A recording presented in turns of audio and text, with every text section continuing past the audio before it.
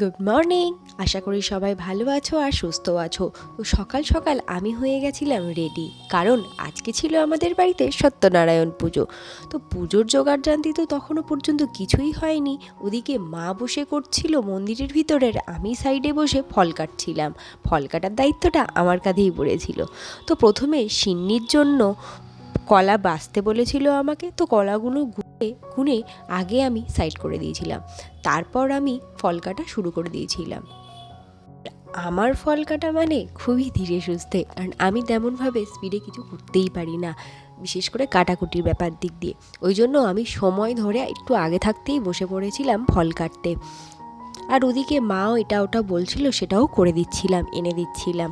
ওদিকে মা গোছগাছ করছিল আর আমি এদিকে ফল কাটা কমপ্লিট করছিলাম, কারণ ঠাকুরমশাই আসলেই সঙ্গে সঙ্গে পুজোতে বসে যাবে, তো তার যেন দেরি না হয় সেই জন্যই আগে থেকে গুছিয়ে রাখা। দেখো এদিকে অলরেডি সব কিছু গোছানো হয়ে গেছে, শুধুমাত্র ঠাকুরমশাইয়ের আসার অপেক্ষা। আর এই পুজোটা ছোট করেই হচ্ছে, কারণ বেশি লোকজন বলা হয়নি, বাড়িতেই ছোট্ট করে পুজো করা হচ্ছে। দেখো অলরেডি ঠাকুরমশাই চলে এসছে, ঠাকুরমশাই পুজোতেও বসে পড়েছে।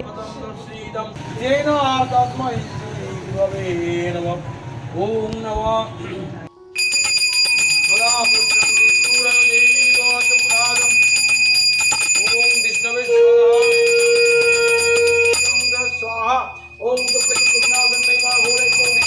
তো এদিকে হোম শুরু হয়ে গেছে, মা সাইডেই বসেছিল, ঠাকুরমশাইকে হাতে হাতে হেল্প করছিল, আর আমিও ছিলাম উপরে বসে। তারপর দেখো আরতি, আর এখানেই ভিডিওটা শেষ। তোমাদের কেমন লাগলো অবশ্যই জানিও। টাটা।